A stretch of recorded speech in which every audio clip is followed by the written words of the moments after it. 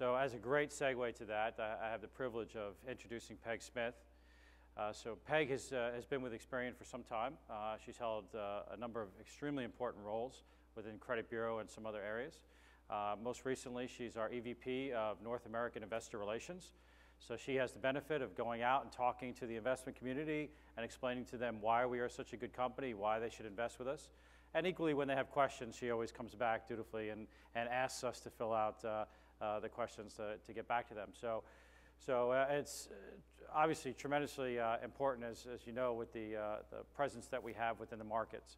At the same time, because she doesn't have enough to do already, Peg was asked by Don to be the global ambassador for the Heart of Experian. So I can tell you that about a year and a half ago, John, myself, Peg, a few others, we were all together in a steering committee and talking about things that ultimately ended up being the genesis for Heart of Experian. And I can say firsthand, I saw the passion that Peg had and how committed she was and how important she saw this activity was. So it was a no-brainer that Don would pick Peg to help lead this effort across the company. And as John has already mentioned, she's out of her way. We have lots of things going on the financials statements perspective. We're coming up on half a year. It's an incredibly busy time, so we're very grateful that she was able to join us and reroute her schedule to come spend some time with us. So I'd like to welcome Peg Smith to the stage. Thank you.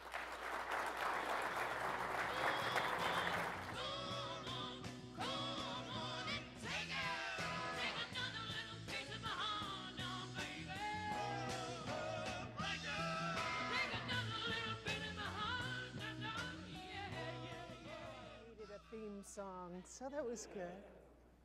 Hey, thanks for having me here. Anytime I have an opportunity to spend time in front of a group of Experian employees, I don't care what plane I have to take, what train, what car, or a series of those, it's an opportunity I have to seize.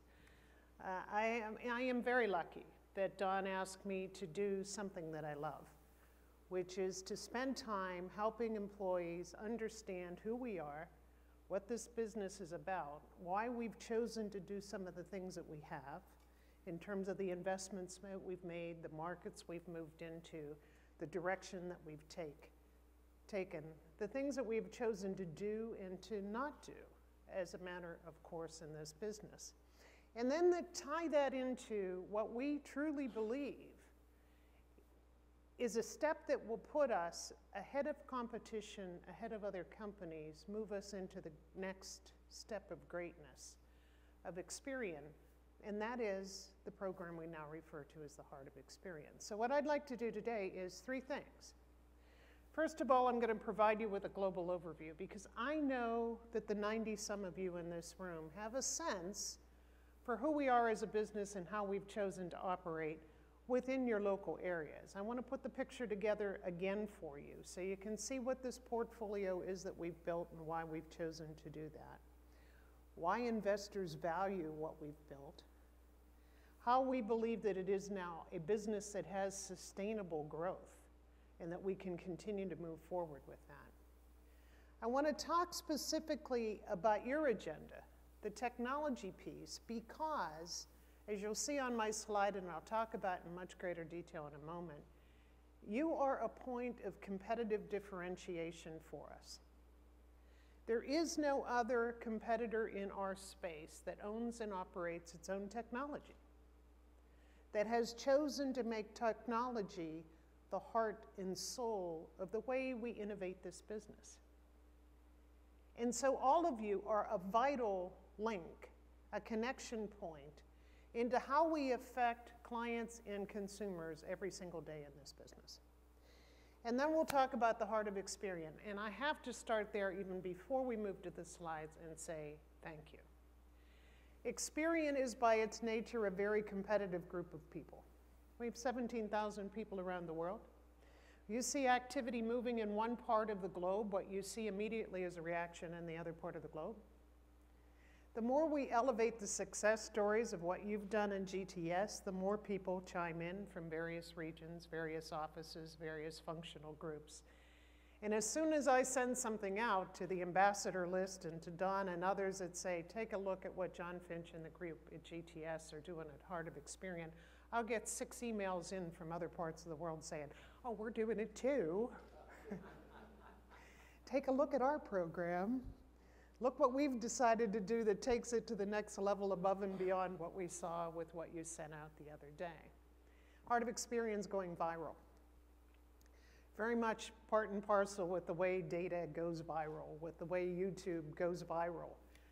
It is becoming a natural part of the way we will do business now and well into the future. So let me start with the snapshot, and this is the story you know.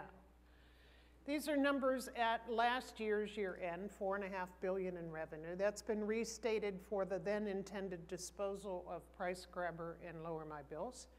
As you saw last week, that has now happened, happily to the management team that's been running it for the last 6 years. Our EBIT last year, $1.2 billion. Very, very healthy EBIT return on that kind of revenue performance. Market cap needs to be restated. It's now quickly approaching 11 billion pounds sterling. I'm waiting to see that magic day when we push through the 11-pound share price. It's coming very, very soon. We're at about 10.70 today, 10 pounds 70 pence. That, in terms of US dollars, would be at about $17 million. $17 billion. I confuse those billions and millions from time to time. We're in the top FTSE 50 companies. In fact, last week we were told we are now number 35 on the London Stock Exchange in terms of the value of our business. A huge part of the London Exchange and in terms of the way businesses are evaluated there. Oops, sorry. We employ 17,000 people in 44 countries. The biggest operations, as you know, US, Brazil, UK, in that order. Brazil became bigger last week. We made the big announcement that we bought in the remaining 30%. I'm going to tell you, I have been in so many countries and offices in the last 10 days with various announcements and issues going on. You got to keep the story straight. But Brazil is now 100% owned, or essentially 100% owned by Experian. We'll close that transaction at the end of this calendar year. That'll make it 99.6%. There's 4% of Serasa that's owned by a few shareholders that are down in Brazil who will not sell those shares. So we'll never have 100% ownership of the operation, but the biggest acquisition we've made in our history, certainly the most successful, and we'll talk about that in just a minute. Bottom fact, there is a data point that we always get wrong. We are actually Dublin, Ireland headquartered. We're not a British company.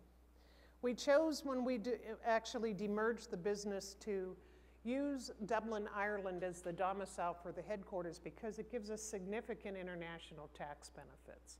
It allows us to keep the corporate tax in the range of about 23 or 24% because of the way we're able to do international tax planning and Irish supporting major corporations coming to Ireland to take advantage of that relief.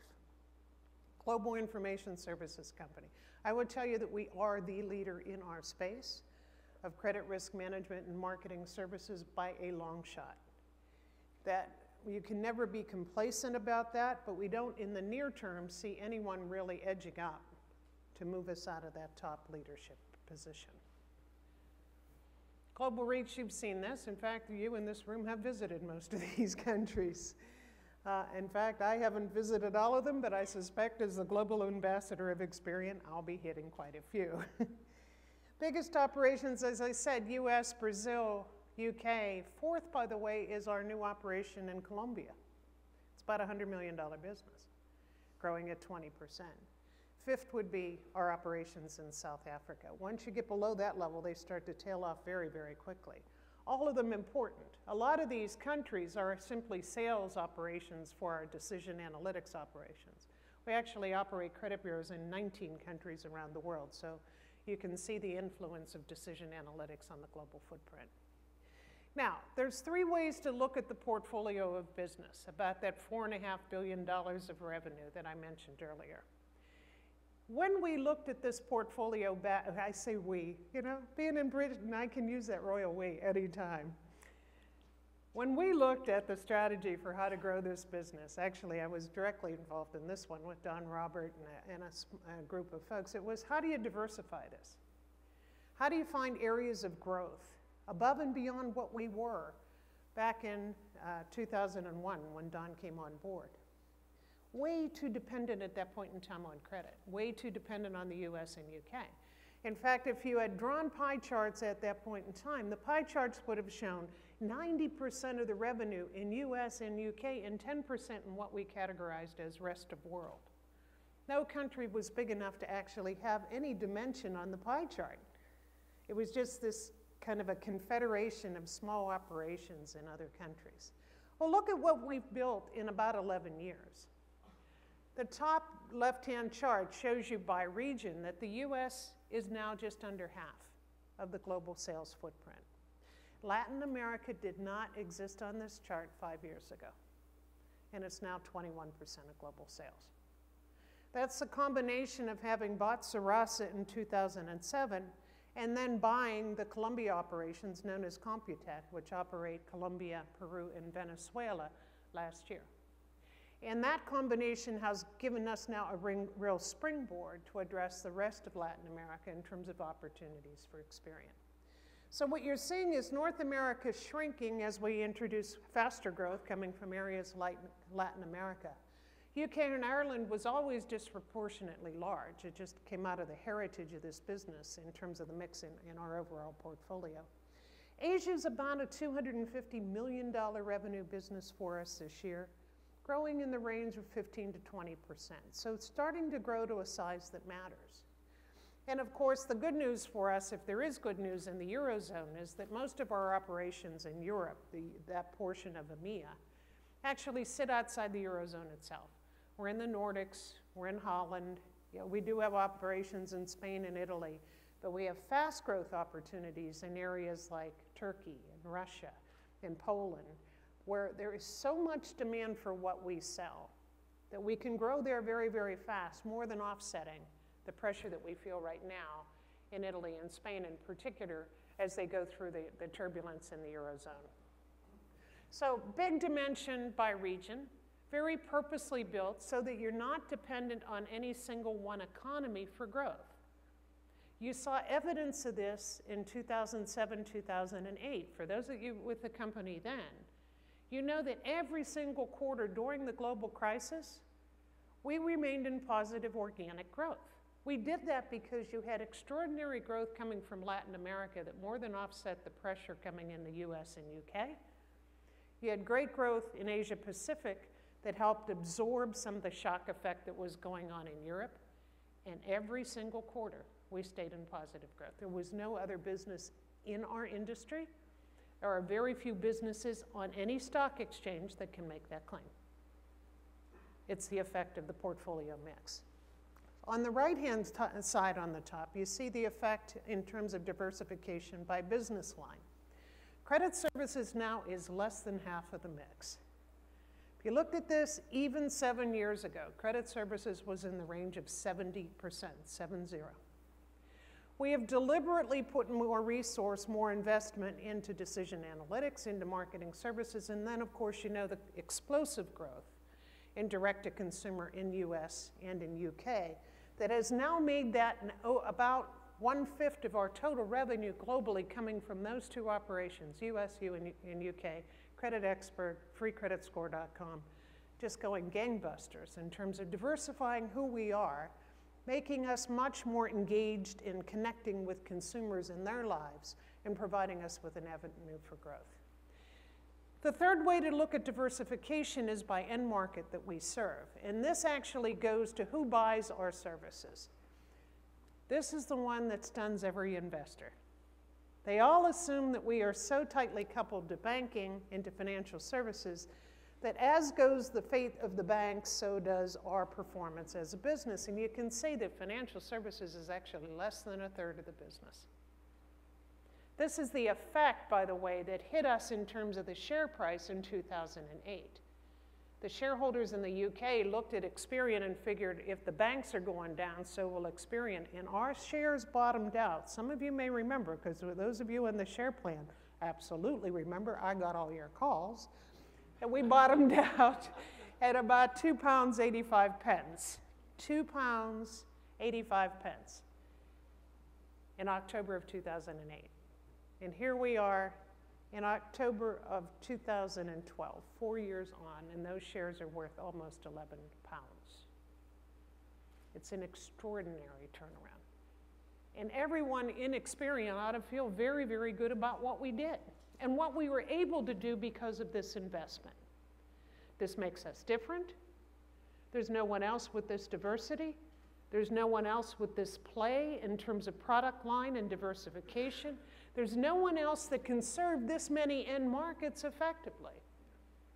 And in doing that, we've created an opportunity for ourselves, for our clients, for consumers, for the communities that we actually operate in. And in doing that, we created a business that's more than double the size of our competitors. Now, I don't care about that. That's a function of a lot of acquisitions. Yes, it's nice to be bigger than the others. The real play here is the color coding that shows you that about half our business is US-centric and about half of it outside the US. There's only one global player on this chart. Think of yourself as the Chief Credit Risk Officer of American Express or the CEO of Standard Chartered, trying to move around the world and diversify your business, your portfolio, your opportunities for growth. You have one player on this chart that can move with you in terms of going into geographies that are showing the opportunity for consumer credit demand for business growth. Equifax, essentially pure play consumer credit bureau. D&B, business information only, and oh, by the way, they're in a world of hurt. Axiom, pure play direct marketing company. TransUnion, because of the fact that they just did this heavily leveraged private equity deal, have now produced their numbers. We know that they're only about $1 billion in revenue, very much a US-centric business. And FICO is starting to fade in relevance in terms of size on these charts. They are our decision analytics competitor globally, but once you step outside the US borders, FICO is pretty much a non-entity. It's Experian first, FICO in the secondary position. So it would take the combination of at least 2 or 3 of the competitors on this chart to match our range of products and to match our global reach. And that's the real message here, is that when in fact you are dealing with a client organization, especially the multinational and global players, you want to have the range of products to work with them as they solve problems from trying to target their strategy and what kind of customers they want to acquire, all the way through to collection and recovery on debt and every aspect of the cycle in between. The best case example that I can use of where this plays to our advantage was in Brazil. Last year we signed one of the biggest contracts in the history of this company with a company called Oi Communications. Now, Oi happens to be the largest provider of landline telephones in Brazil, but they're only the 5th largest mobile phone provider. Now, our former colleague, dear friend, Francisco Valim, is now CEO of Oi. He needs to work an agenda that says, how do I get my mobile business to be on par in terms of market share position with my landline business? How do I target the right set of telecommunication services to every consumer in Brazil and take full advantage of leveraging the capabilities of Brazil by giving them very specific bundled packages that meet their particular needs? After many months of engagement, the contract that was signed with Oi goes from targeted marketing to email marketing to acquisition of new accounts to application software systems to account management processing to collections and recovery. It takes the entire bandwidth of Serasa Experian in Brazil and puts it on the table of the board of Oi and says, yes, you've got a very difficult marketplace issue. There's a way to get it done, dealing with one vendor instead of 4 or 5 different vendors. Does that make sense? It's a great opportunity, isn't it? Now, all of that engages all of you, because the only way you can make that work is the use of technology, the use of communication, the ability to connect all the parts of Experian in what looked to be a seamless way, even though we all know internally there's nothing seamless about what we do. It always looks better when you're on the outside looking in. So, in terms of market position, more than double the size, No one else coming up close in terms of touching us from this base of competitors. I will say this. I don't think this is where the threat comes from. I think the threat to Experian business isn't on this chart because it's the IBMs, it's the Accentures. It's the people who look at data differently, like Google. It's the people who have access to incredible amounts of data and analytic horsepower that actually dwarf us in size. Now, I've been saying that for 20 years, that the threat is IBM, the threat is the Accentures of this world. Hasn't happened yet. I feel more now than ever that that's the point of vulnerability. That they could partner with, buy up, do a sweep of those competitors, match us in terms of kind of capabilities, but do it with the horsepower of a high-tech company. That changes the landscape. Always something for you in this room in particular to keep your ears to the ground, feed back into our competitor analysis group, into our M&A group, even on market rumors. We want to hear it, okay? Now, strategically, we've laid out a plan. Having built that foundation, that diverse portfolio, where do you go for growth? Well, you go for growth by product innovation, further expansion geographically, and new customer segments. So in the way of innovation, you live that life. This is about taking the data, the analytics to the next step. This is about really creating ahead of the curve on consumer or client need and anticipating before they know they have an issue that we can build a product that actually addresses that need.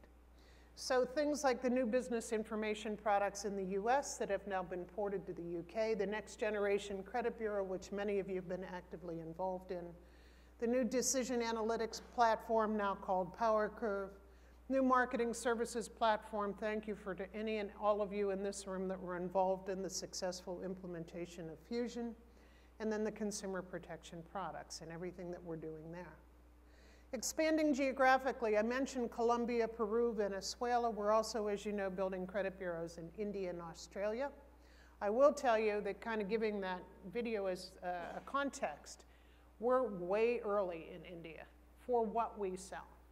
We are probably a decade early in terms of it becoming a material needle mover for us in terms of size and scale of business. That being said, when you've got 1.2 billion people in a country, you've got an emerging middle class that's bigger than the whole population of the US, you have no choice but to be there early, to continue to invest and grow as the market grows. But with the caveat that in that environment, you also got to deal with the corporate social responsibility issues. Positive data. Last week, in fact on the 18th of October, so 2 weeks ago now, the Brazil government finally enacted the legislation that we've been waiting for 5.5 years that allows the use of positive data on credit reports in Brazil. Big change, transformational change in terms of a credit reporting system because it moves them to a model that looks a lot more like the US and the UK, where you collect all the data about how a consumer uses credit, repays credit, as opposed to just the negative data that Brazil and other countries collect today. Positive data in Brazil is a game changer in terms of product depth and in terms of the kind of products that we can innovate on top of what we've been doing for years. It is not transformational in terms of a new step of growth because Brazil's already such a huge credit bureau and huge growth market. So from our point of view, what it allows us to do in Brazil is continue to sustain 15 to 20% growth year after year after year.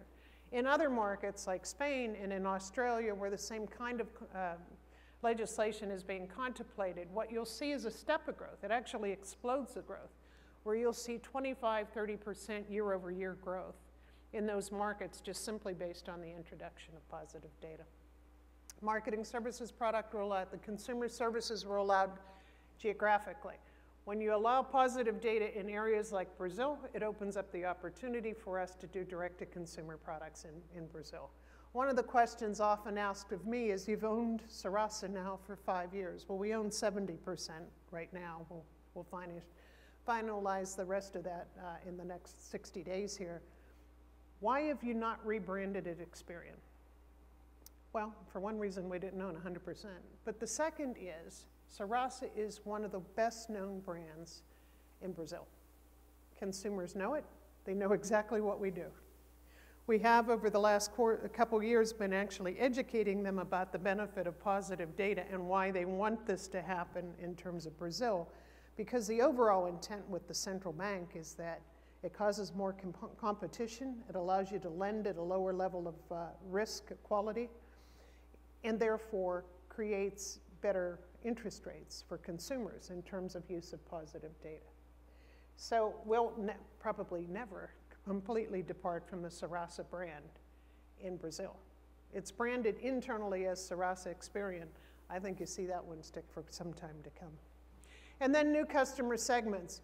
The easiest way for us to grow this business, the most economical way, is take what we do, for instance, in credit card issuers, repackage it, resell it to telcos, to utilities, to the public sector. Some of the big contract wins in the UK over the years have been selling, for instance, authentication services to the UK government to minimize the risk of fraud on the UK issuing benefits to British citizens. We've just adopted that same approach in the last 2 years here in the US, and over the course of the last 6 months have signed total contract value of somewhere north of $30 million a year in business coming from the public sector, and we are just at the tip of the iceberg. It's a multi-billion-dollar opportunity for us. Total revenue today is still south of $50 million. Huge opportunity to repackage what we do. So that's the way we're investing in growth, and as you know, this all rolls up under Chris Calero's GAP program. That GAP program, or the Global Growth Program as our investors know it, contributed about 4% to the organic growth numbers that we put up last year. So we said that we grew organically 9% last year. 4% of it came because we chose to invest in these kind of initiatives. We expect at least another 4% in the FY13 numbers this current financial year. Now let me talk for a minute about technology as a key differentiator for Experian. As you know, people like Equifax, TransUnion, DNB, or at least I hope you know, have outsourced their technology to other providers. Equifax is with IBM. TransUnion actually outsources to Axiom. Go figure. You tie two rocks together, they don't flow.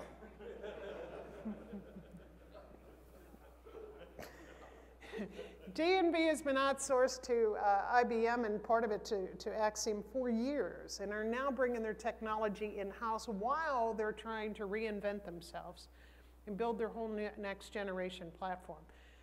For those of you watching that story, it feels, where's Mark Barrios? It feels a lot like File 1, in that they have completely underestimated the size and scale of that project. They've now delayed it to the end of next calendar year, into calendar 2013. I'll be stunned if they get it done. The reason I'll be stunned is they haven't thought about the biggest problem ahead of them, which is how do you take these hundreds of thousands of clients that you have as DNB customers today and move them to this new technology? How do you migrate? Until you do, you don't get rid of any of that cost, right? It's the biggest challenge you have on a platform change. They haven't been able to answer that question for any investor that's asked them. They kind of skirt around it. Maybe they're better at tap dancing on IR questions than I am. But within Experian, we have always viewed technology as a core discipline of this business, and part of it is the way the business grew up. It's interesting. One of the things, and I'll come on to this when we talk about Heart of Experian in just a second, is that we're writing a book, the actual history of how all these pieces came together to create Experian. The oldest date that we have of the origins of this business are actually in the UK, from an acquisition that was made in 1984 of a business called Manchester Guardian Society that was founded in 1846. It's a credit reporting company, actually put together by the tradesmen in Manchester to watch how consumers and other businesses were paying each other on repayment of debt. And in the US, the heritage goes back to the Chilton Corporation, which was somewhere around 1880s, that the Chilton Corporation began to collect both positive and negative debt across Texas in a manual way. But when you look at the history on either side of the pond, what you see are three things that were consistent. That you could transform a business if you actually watched how technology could lead you to a more efficient, more effective way of using data. That you always needed to innovate and stay ahead, and that you always needed to diversify both by product line and by geography. Both the British founded business under CCN or GUS and the TRW heritage go down those paths. And in both cases, what the company recognized, that technology underpins all of this. That you need to understand the value of the technology that's being used in these information-based businesses and really leverage it to full strength. You never wanted to be on the pure leading edge, or some call bleeding edge, of technology. You need to stay in a safe, secure, effective environment where you have enough opportunity around that core to improvise, to innovate, to try new technology, to transform pieces of the business without destroying the heart and soul of what we are. And on both the UK and the US side, that use of technology has made us different, it's made us more effective, it's made us more efficient, and we are normally the ones leading the market in terms of bringing new ideas, new products, and new uses of technology. I'll give you a tiny example. It was as little as 5 years ago. Kerry Williams had taken over credit services in the US, and we, of course, were getting headlines in the US almost every day on loss of data issues, data breaches, the need to notify consumers of data tapes that had been lost. He took immediate action and said, this won't work. I'm not going to run the risk in this business of having that happen. I want, within the next 6 months, all of our data sent electronically and encrypted. I don't want to see another tape sent to our data center. And within 6 months, over 90% of the data was moved to electronic mode. We were the only one in the industry that took that action. The others have followed, but we got out ahead of it and said, better way, more efficient way. Oh, by the way, took millions of dollars of costs out of the business and improved the correctness of data on the file by doing what we did. So, always been an underpinning of the business. You in this room, those who work for you, literally hundreds that work for you, are viewed as subject matter experts. When you're called in by our sales force on a tough issue, when you're asked to consult on a technology issue, when I pull Mark Barrios in to deal with investors, their regard for you as subject matter experts, I don't know if you probably don't hear the feedback. You're viewed as ahead of the game. You're viewed as being so confident, so sure, and yet not doing wild and crazy things. Conservative enough. Well managed, well run, well funded, and with a view toward efficiency. I mean, Mark and Mike DeVico and I have done 2 or 3 tough investor calls. These are guys that also invest in other technology companies. So they want to understand implications of cloud computing, where you use it, how you use it, what the implications are. And our guys have such an air of confidence when they respond to it. It just makes my job easy. I like that part. You are also, and I think it's appropriate that Stephen was the MC for today, you're the steward, all of us are, but you in particular, the stewards of the world's information. We are entrusted with some incredibly sensitive data. And so what we do between information security and GTS to safeguard that, to make sure that we've got the right structure physically, electronically, that we have the right security measures in place to detect and prevent. Some of you may have seen we had a lot of noise on Bloomberg yesterday. For those of you that didn't see it, it's the story that always haunts us. Our point of vulnerability is customers losing and or giving their subscriber access and passcodes for abuse of the system. We had a Bloomberg reporter pick it up, talking about how Experian's vulnerable because over the course of 6 years we have had unauthorized access of 17,000 credit reports in 6 years. So I spent a portion of my time yesterday not dismissing the fact, you know, from a consumer standpoint, it doesn't matter if it's 17 million, 17,000, or their individual credit report, it's still a vulnerability. But talking to investors about the reason that we got hammered by the reporter is because we proactively notify the consumers when an unauthorized access occurs. We do that in cooperation with our compliance folks. We don't want to expose consumers to risk. It's part of our responsibility as stewards of the world's information. And when investors hear that we're investing to keep it secure and know that we have the right safeguards in place and, oh, by the way, are sensitive to consumer needs, it takes the whole Bloomberg story off the page and replaces it with Experian's agenda, which is there's an appropriate use of technology that makes us the best in the industry at protecting and safeguarding the world's information. And as you know, around the world, one of the things that happens is you've become the new standard. Clients like Citicorp come into any of our data centers, and what they want to do is audit you around operational processing, the safety and security of their data. We've become the operational standard for the industry itself. That causes the other players in the industry to need to invest to try to match the capabilities that we have in place. So that's the backdrop. That's the portfolio of what we've built. We are doing extraordinarily well. We announced half-year results on November 8th, so I can't talk to you about the numbers. I will tell you we delivered 9% organic growth in the first quarter. We told investors it would look a lot like that, so go figure. The numbers will look all right. The market will accept the numbers, I think, very well. They'll combine it with the news we announced last week on Brazil. What you have from an investor standpoint is a growing confidence about us to be able to continue to sustain that performance quarter after quarter, half after half, and year after year. Now, the question for all of us is how do you take that good performance and move it to great?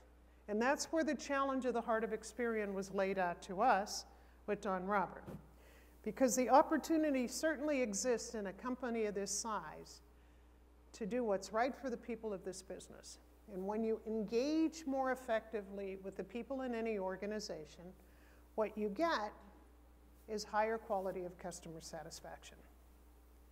Look at the survey results, Global People Survey from last year. Look at the company, the divisions of the business that have really begun to get traction on outperforming their numbers. Areas like Brazil. Their investment in employee engagement has led to this sustainable level of customer satisfaction, which in turn leads to growth. You don't need a Harvard MBA to understand this one. If you, in fact, deal with the basic needs of the employees in a business, if you treat them fairly, create an environment where people want to work, give them work that's challenging and innovative and fun, give them respect, make sure they know they matter, the level of participation with clients goes up. When that happens, the growth comes with it because people choose to do business with people they like. You do it every day. The dry cleaners, there's 3 on a block. The one you're going to go to is the guy that's nice to you, that has your stuff on time, that delivers what you need with a reasonable price. So this is the path that we're on, and that is, without question, why we've chosen to take the Heart of Experian agenda to the next level, to really invest back in the people that matter, the 17,000 of our people around the world who really do this work day in and day out, who make the difference. 2 years ago at the Global Growth Conference, Don invited a woman named Angela Ahrendts, who's the CEO of Burberry. She came into Burberry about 7 years ago as CEO. And if you looked at Burberry from where she took it over, the share price was at about £2.50 and today trading at about £10.50. That entire transformation was based on the fact that as a new CEO coming into an organization, she could define from day one what kind of a culture she wanted, what kind of a legacy she wanted to leave behind in terms of the business of Burberry. And her number one agenda was to communicate effectively with employees. So she invested in an infrastructure that allowed her to do things kind of like our Zoom, but really on steroids, to every employee within Burberry. to give them things like iPads so that they're in touch with what the news is within her organization, to reward and recognize performance, to keep them engaged in terms of understanding the growth of the business and where she was taking it, to the point now where it's almost a cult. That transformational change in terms of culture has been that profound within Burberry. But Angela made a comment from the stage 2 years ago that just sticks with me. It sticks with me because in my 35 years with this business, I have felt this over and over again. She said, people will never remember what you did. They may never remember exactly what you said. People will always make you remember how you made them feel. And the most important thing for me is that every one of the 17,000 people in Experian know that they matter. That what they do for us, for our clients, for our consumers, for the management team, for the organization as a whole, is valued by all of us. And that they're respected and they're cared for, and that we provide the right rewards, the right benefits, the right opportunities for growth because they matter. Does that make sense? I used to run big parts of the US in terms of regions, and I used to have this big disconnect from time to time with the other guys that were running regions, in that my heart and soul is with the people of Experian. I mean, I do wear my heart on my sleeve in terms of this business. There is no denying that, right, Ken? You've seen me do it many times. I think you can run a business by numbers, or you can run a business by processes, or you can run a business by people. And I think that the businesses that really are sustainable, that make a difference in the world, are those that value the needs of people above the numbers. I said then, I'll tell you now, my belief is if you attend to the needs of people, you always get your numbers. You get them by default because you've cared for those that are delivering for you. When I was working in the Southeast, I had everything from Baltimore down through Florida and from the Atlantic over through Texas, huge amount of geography. And I laid out a strategy for how we were going to deliver our numbers for the year and what we needed in terms of growth. And you engage the workforce in the region, I never had to look back. From the front, you lead. You say, this is where we're going. This is how we're going to get there. I didn't have to look over my shoulder and say, are they with me? Yes, they're with me. If you engage the people at that level, if you make them know they matter, they will always come through for you. That's what we're after. So, the definition of the heart of Experian is about moving from good to great. You saw the video at the front end. Dawn's on board with this. Dawn is actually completely leading this. And from the top down, one of my jobs is to deal with the Global Operating Committee to make sure all Dawn's direct reports are as engaged as John Finch is in terms of making a difference in this organization through the efforts of Heart of Experian. Deviko is one of our strongest advocates. He knows that it's the people that matter. So we're creating actually a legacy. This is something to leave behind. I don't want my tombstone or my retirement letter to say she sold a lot of credit reports. I wanted to say she did what mattered for the people in this business. And that it's the best place to work. It's the best employer. We're an employer of choice. We're the company that customers want to do business with. And we're the go-to source in all of our markets when clients have issues that are hard to solve. And that we give back. If we do that, you're moving from good to great. And you're walking the talk that is the DNA of this business. You're connecting, you're protecting, you're creating. Becomes the mantra of everything we say. What's happening now is that since we announced this program in April, this is actually becoming part of the language of Experian. You see it in presentations everywhere. Victor just did the expos in the US and relabeled the entire effort under Connect, Protect, Create. He and I are speaking at a resellers, a partners forum on Monday in San Diego. He relabeled that Protect, Create connect. It's becoming a way of life. It truly is going viral because it's what the employees need. They need to hear from the top down. We need to hear from the bottom up. We need to connect and engage across business lines, across regions, across functional areas. Not surprising what we're seeing right now in terms of the huge success. If you view yourself that way, if you walk the talk that way, it becomes company-wide, it becomes global. There are fewer on the outside looking in than there were before. There's much, much more activity going on. We've given you testimonials all over the Zoom site, so I won't repeat them here because I'm going to leave a few minutes for questions here. Case studies of where connect or protect or create have come to life. This one happens to be in Sao Paulo in information security in terms of the safeguards that were put in place down there. This is our healthcare business in the US, actually pulling together 2 acquisitions we made to create better solutions across the whole range of products. Now, we've done a lot in the first 6 or 7 months, but I got to tell you that there's a whole tsunami of activity coming behind this.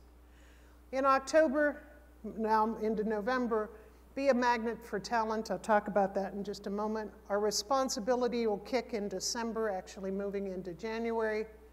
Discover Experian, which I think is one of the most important components of this program, the history project I referenced earlier, changing our whole goal-setting program around performance for growth. And then in April, we'll celebrate the 1-year anniversary, and there'll be another whole wave of activities behind that. This is the part of the video you saw at the outset with John Finch. Part of this is around corporate social responsibility. Now, here in the US, the Heart of Experian actually was the name for our external work in terms of community engagement. It's now that plus much more. Discover Experian is the fact that we have 17,000 people around the world, and all of those describe this business differently. You know Experian by where you started in this business or where you currently work.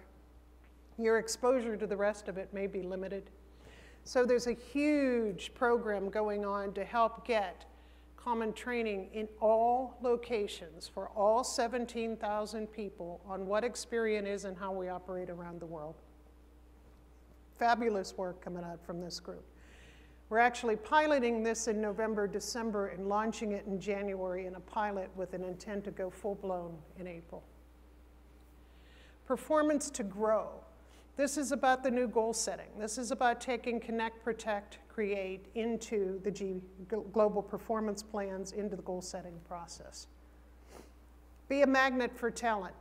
When we know we are winning on this agenda is when everyone in this room has no qualms at all about referring a friend, a colleague, a neighbor to Experian as a place to work.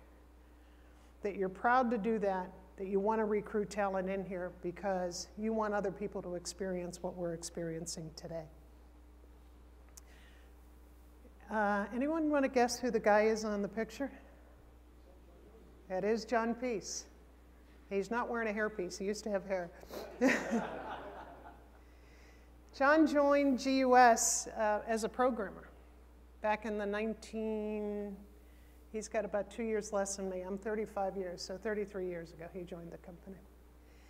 As a programmer, very young guy, out of military school, writing code for GUS in terms of joining up all their credit systems on the credit they would issue for furniture and financing plans in the UK. He and the group of people actually were the ones that created the credit bureau in the UK that then became CCN. And as you know, he is still our chairman, now Sir John Peace. That legacy has value to the people in this business. Understanding how we got to where we are is almost as important as understanding where we're going in the future. Because it kind of gives you confidence to know where your roots are, what we value, how we have chosen the course of action that we have as a business. And so in March, we hope to publish a book that will be called The History of Experian in some form, Heart of Experian. You can imagine who's editing. But it'll give you the legacy of this business that I'm very, very proud to be part of. And my ambassador program. This is fun. This starts with wanting people, and there are many of you. Who in here is an ambassador to Heart of Experian? Could you stand up? These are the advocates for the Heart of Experian within GTS, and they are complemented by now over 300 around the world who are joining efforts to make this come to life in functional areas, in offices, in regions. And my thanks to all of you for doing that. Thanks.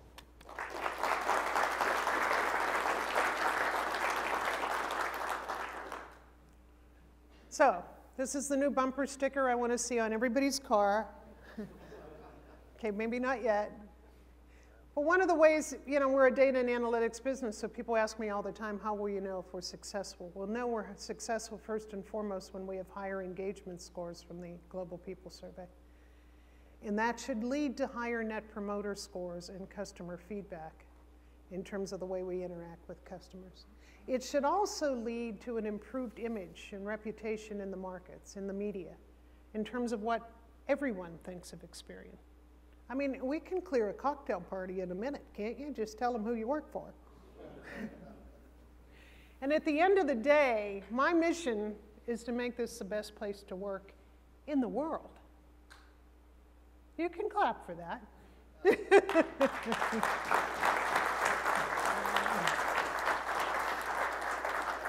But I need all of you to get it done. And I got to tell you, GTS is well out ahead of it in terms of making that happen. Your enthusiasm, your promotion, your support, your engagement in this process has been nothing less than, you know, you're setting a new standard for the company. And I truly, truly appreciate what you've done. So we've got 5 minutes left. I can talk to a hat on a post for an hour. So let me stop and ask you if you have questions. Happy to take anything. Yes? So we know the impact that Heart of Experian has internally. What about externally? Is something that is doing it to the external world? Yeah, so the question is what happens externally in terms of the Heart of Experian. And last week when I was in London, I took Dawn through status change in terms of where we are, what's going on, what we have to get done within Heart of Experian. And as we come up on April, the big thing is what are we planning in terms of work streams going into next year. And now that we have the foundation in place, you turn this thing around. And it's about client engagement. It's about connecting with clients and moving this thing to external messaging. It's about community engagement and really focusing on corporate social responsibility. So for all we've done in terms of the employee foundation this year, let's turn it around the other way and really put the focus on, so now that we've got our house in order, what do we do to affect those that we serve or those that we engage with in terms of the community? Does that help? Yeah? Other questions? Yes? In the video about India, Yes? you said a committee had been set up with how we can give back. Yes? When will that be using information on how it's getting on? Yeah. Oh, look at you playing Vanna White. Shall I repeat? Yeah. In the video on India, it said a committee had been set up to find out the best way we can actually give back to such communities around the world. And I wanted to know how it's getting on and when it was likely to sort of come up with something tangible. Yeah, that group actually met with Dawn for 2 days in London last week. It's about 20 people, really a huge cross-section of geography, dealing with corporate social responsibility and in using outside experts who have put programs in place in other corporations that have made a difference. We expect to launch a corporate social responsibility portion of the Heart of Experian in January. Not just based on India, because the reality is what you saw in India, you could drive down to central Orlando and you're going to see a lot of the same needs. But really about who we want to be in the communities in which we operate. So expect that in January. If you want to get actively engaged in it, I will give you it's Charlie Brown, the company secretary, is actually the chair of that committee, and he's looking for help. Okay? Any others? This is great. This is where it does feel like Academy Awards. I can't see. Yes, right up here, Mark.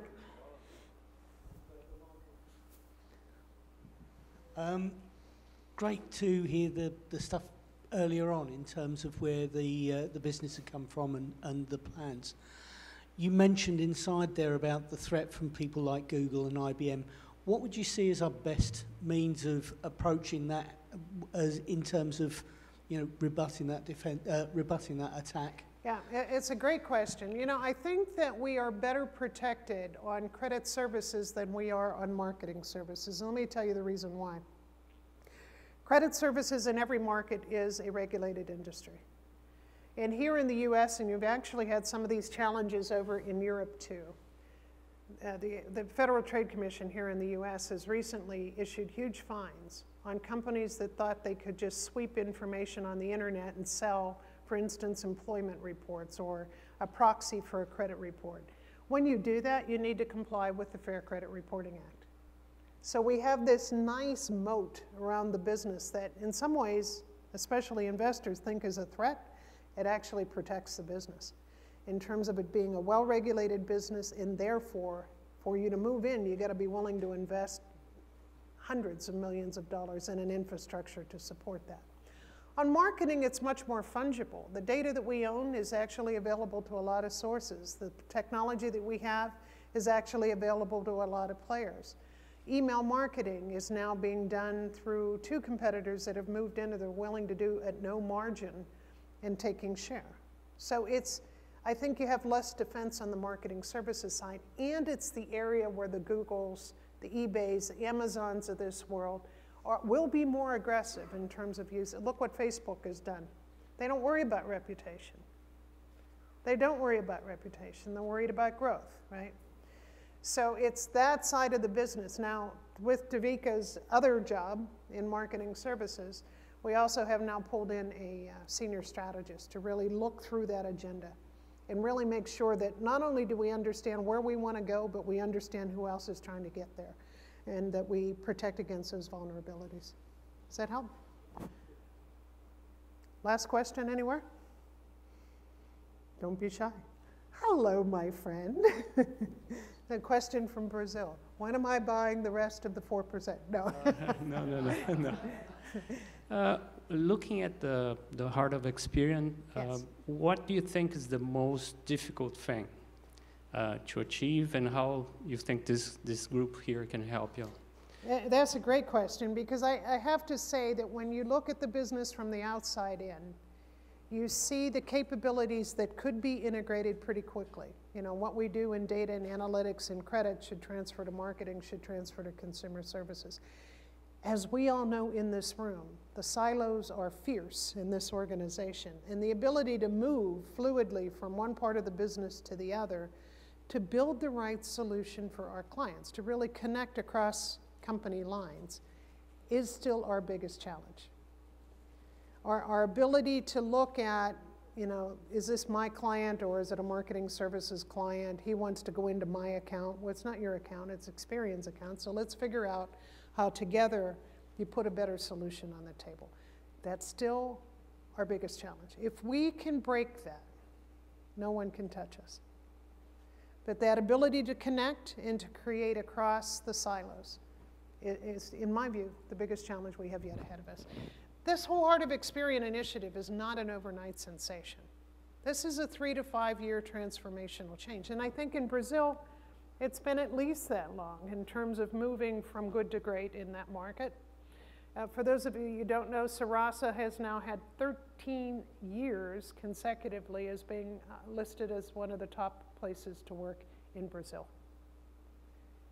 They are a great example of what we're trying to do around the world. Does that help? All right, with that, let me give you back your stage. I appreciate the time. I appreciate your support. Thank you.